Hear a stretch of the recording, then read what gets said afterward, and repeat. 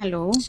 ဒီနေ့ sharing လုပ်ပေးချင်တာလေးရှိပါတယ်အဲ့ဒါလေးကတော့ဒီ customer နဲ့ချုပ်ပေးတဲ့သူတွေကြားထဲမှာဖြစ်တဲ့ error လေးတွေပေါ့နော်အဲ့ဒါလေးတွေကိုစောင့်ရရှောင်ရန်လေးတွေကိုsharing လုပ်ပေးသွားမှာဖြစ်ပါတယ်အမကတော့ဒီအထည်ချုပ်လာတာ20လောက်ရှိပြီပေါ့နော်အဲ့ဒီပုံမှာရလာတဲ့အတွေ့အကြုံလေးတွေကိုပြန်လည်ပြီးတော့မျှဝေပေးတာဖြစ်ပါတယ် junior လေးတွေအတွက်ပေါ့နော်များသောအားဖြင့်တော့ဒီ customer တွေကပေါ့နော်လာအပ်တဲ့ခါကျရင်ဒီချုပ်တဲ့သူတွေကိုပဲသူကပုံအပ်လိုက်တာများတယ်ပေါ့နော်များသောအားဖြင့်ဒီလိုလှတယ်လို့ချုပ်ပေးပါဆိုပြီးတော့အပ်တယ်ပေါ့နော်အဲ့ဒီခါမှာဗာပြဿနာလေးတွေဖြစ်နိုင်တယ်ဆိုတော့ပေါ့နော်ကိုကချုပ်ပေးလိုက်တာကိုသူတို့ကသဘောမကျတာလေးတွေနောက်ပြီးတော့ချုပ်ပြီးတော့မှဒီပုံမလို့ခြင်းမှုတို့ဒါတွေသူမဝတ်တက်ဘူးပေါ့နော်အဲ့လိုမျိုးလေးတွေများသောအားဖြင့်အဲ့လိုပြောတဲ့ customer လေးတွေရှိတယ်ပေါ့နော်အဲ့ဒီပုံမှာပေါ့နော်ဒီအမားတော့ဘယ်လိုလေးတွေအကြံဉာဏ်ပေးခြင်းလဲဆိုတော့အပ်တဲ့ခါကျရင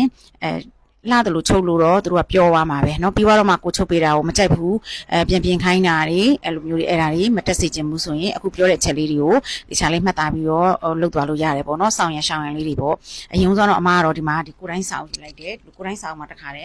်သူတို့ရဲ့ဒီအမဲပိတ်စားနဲ့ကိုသူတို့ပုံစံလေးနဲ့လိုက်ဖက်အောင်တော့ဒါကိုလုပ်ပြရမယ်အပိုင်းကတော့ဒါဒီဇိုင်နာရဲ့အပိုင်းဖြစ်သွားပြီအဲ့တော့ဒါတွေကိုတော့အရင်ဆုံးကိုကကြည့်တယ်ကြည့်ပြီးတော့သူလိုချင်တိုင်းလဲကိုကဟိုချုပ်ပေးလို့မရဘူးသူနဲ့မလိုက်ဖက်ဘူးဆိုရင်တော့မလိုက်ဖက်ဘူးဆိုတဲ့အကြောင်းလေးတွေကိုကိုကပြောပေးရတယ်ပေါ့နော်ကဲ तू ကဒါမျိုးလိုချင်တယ်ဒါပေမဲ့ကိုကလည်းမလိုက်ဖက်မှန်းသိရတဲ့နဲ့ဒါကြီးကိုအတင်းကြီးဟိုချုပ်ဖို့ဖျားမပေးဘူးပေါ့နော်ပြောတော့ပြောကြည့်တာပေါ့ပြီးတော့ဒီဟိုဘယ်လိုပြောမလဲဒီသူ့ရဲ့ဒီအကြိုက်ပေါ့နော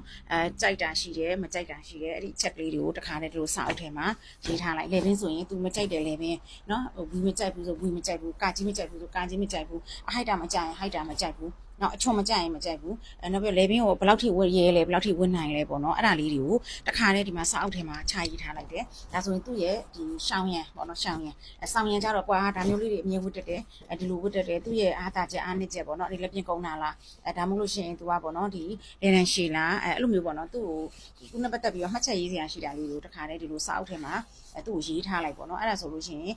ကိုကဒီဘောင်တွေကနေသူ့ကိုချုပ်ပေးတဲ့အခါကျရင်သူကကိုချုပ်ပြီးသားကိုမကြိုက်ဘူးလို့လည်းပြောမှာမဟုတ်တော့ဘူးပြီးတော့သူလာရွေးတဲ့ချိန်မှာလဲသူကတခါတည်းစိတ်တိုင်းကျသွားမယ်အဲအကြောင်းမလို့သူ့ကိုမေးရမှာပေါ့နော်ဒီလှတယ်လို့ချုပ်ဆိုတာဟုတ်တယ်ဒါပေမဲ့ဘာလေးတွေကိုလိုချင်လဲဘာလေးတွေကိုမလိုချင်ဘူးလဲဘာကြိုက်လဲမကြိုက်ဘူးလဲအဲ့လိုလေးတွေကိုမေးထားလိုက်အဲတချို့ကတော့အုံနဲ့လုံးဝမိုးတက်ဘူးအဲဆိုရင်သူ့ကိုအုံထဲဖို့အတွက်ဘယ်လိုမှတိုက်တွန်းလို့ရမှာမဟုတ်ဘူးအဲ့တော့အုံနဲ့မဝေဘူးဆိုရင်တခါတည်းဒီမှာအုံထဲလို့မရဘူးအုံမထဲဘူးရိုးရိုးပဲချုပ်မယ်ဒါပေမဲ့နှစ်ထပ်တော့ချုပ်ပေးလို့ရတယ်ဆိုရင်နှစ်ထပ်ချုပ်ပေးနော်ငုံချုပ်လေးချုပ်ပေးပြီးတော့ဒီဘောလီကိုမထဲဘူးဆိုပေမဲ့လည်းကော်ချောင်းလေးတွေထည့်လို့ရရင်ကော်ချောင်းလေးတွေကိုထည့်ပေးနော်ဒါကိုလုံးလို့ရတဲ့အပိုင်းလေးတွေကိုသူ့ကိုနိုးပရမယူဆိုတော့နိုးပရပုံစံမျိုးလေးကိုချုပ်ပြီးအထည်လေးကအခုဝေးနေကြတဲ့ဒီဇိုင်းမျိုးလေးတွေဆိုရင်ကိုချုပ်ပြီးလို့ရပါမယ်เนาะအဲ့လိုမျိုးလေးတွေနောက်ပြီးတော့ဒီ level ဆိုရင်လည်းတော့ off show တွေမဝေဘူးဆိုလို့ရှိရင်လည်းoff show မကြိုက်ဘူးမဝေဘူးအဲ့လိုမျိုးတခါတည်းစောင်းရရှောင်းရလေးတွေကိုတခါတည်းသူရေးလိုက်เนาะလက်ဆိုရင်လည်းဘယ်လောက်လက်ကိုသွားချင်လဲလက်ကအတူဝတ်တက်တာလားတချို့ကဟိုဘယ်လောက်တူမှကြိုက်တာเนาะဘယ်လောက်မှဝတ်တက်တာနော်ဒီလောက်ဆိုရင်မကြိုက်တော့ဘူးဒီလောက်ပဲဝတ်တယ်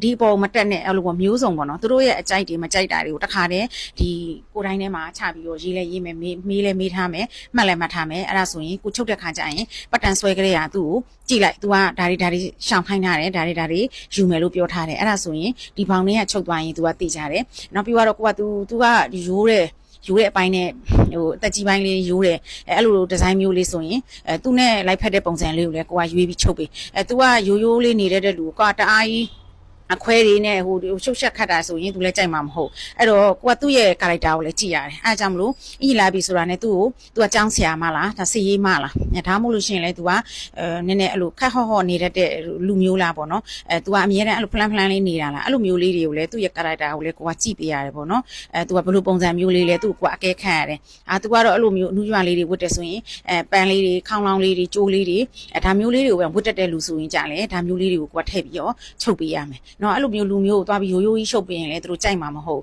်အဲ့ဒါကြောင့်မလို့ customer ကလာရွေးတာနဲ့ဟာဒါလေးကငါရုပ်ထွက်နေတယ်ငါနဲ့လိုက်ဖက်တယ်ဆိုရင်သူတခါတည်းသူလည်းသဘောကျပါမယ်ကိုလည်းနာမည်ရမယ်နောက်တစ်ခုကပါဆိုတော့ဒီထဲကိုပြန်ပြင်စရာမလိုတချို့ကကိုကသူလှတယ်လို့ချုပ်လို့ပြောလို့ကိုလည်းလှတယ်လို့ချုပ်ထားပေးမယ်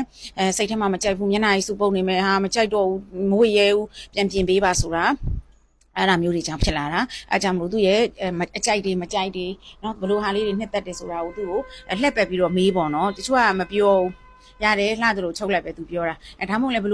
ဘလိုမျိုးလေးတွေကိုကြည့်ထားလဲဘလိုမျိုးလေးတွေကိုစိတ်ကူးရင်ထားလဲနော်သူစိတ်ကူးနဲ့ကိုယ်စိတ်ကူးကိုလည်းထပ်တူကြအောင်ကိုကလုပ်ပေးရမှာဆိုတော့လေအဲ့လိုမျိုးလေးတွေကိုပြန်ပြီးတော့တစ်ဖက်ကနေလည်း question လေးတွေကိုပြန်မေးပြီးတော့မေ့သွားမှာဆိုလို့သူအကြိုက်မကြိုက်ကိုစောင်းရန်စောက်ထဲမှာတခါတည်းချပြီးတော့သူကိုရေးထားပြီးအဲ့ဒါဆိုရင်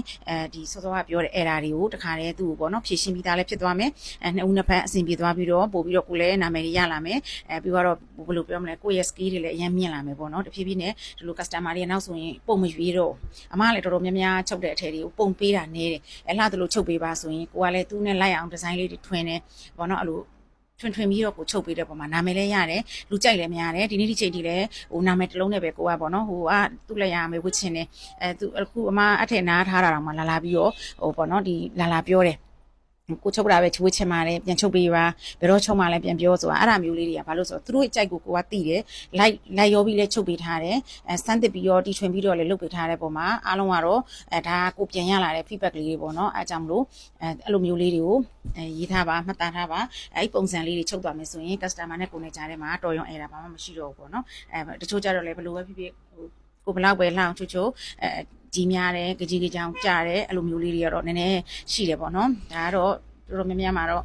10ယောက်မှ1ယောက်တော့ကတော့ပါလာတာပဲဒါပေမဲ့ဟိုတော်တော်များများကိုဒီ error တွေကိုကြော်လာလို့ရအောင်လို့ဒါလေးကို sharing လုပ်ပေးလိုက်တာဖြစ်ပါတယ်ကြိုက်တယ်ဆိုရင် like share လေးလုပ်ထားပါအမဗီဒီယိုလေးတွေကိုဒီ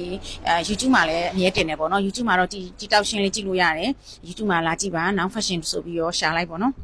အမှဗီဒီယိုပုံ200ကျော်တင်ပေးထားတယ် Facebook မှာဆိုရင်လည်းဒီ now fashion dressing and training school နာမည်နဲ့ page ရှိတယ်ပေါ့နော်အဲ့မှာလည်း daily တင်ပေးနေတယ်เนาะဟိုTikTok မှာလည်းနေ့စဉ်တင်ပေးနေပါတယ်ကြိုက်တယ်ဆိုရင် like and share လေးလုပ်ပေးပါ follow လေးလုပ်ထားပေးပါเนาะ